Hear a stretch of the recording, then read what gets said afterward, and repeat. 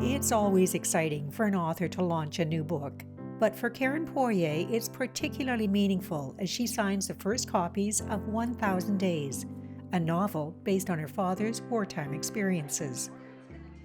Well, it's family history. My father was shipped out December 1940, and he was deployed to England, where they were until August 1942. So that would have been a year and a half, almost 2 years. And at that point, they were engaged in the raid that took place on the beaches of France, where he was taken prisoner. And as a prisoner, he was kept in Stalag 8B and then 2D in Poland until April 1945. So it was almost 5 years that he was away. It was an opportunity to explore my father's experiences during the war. It was difficult in certain parts. The battle scene, the chapter about the battle, I wrote it in 3 days and then didn't look at it again for a year.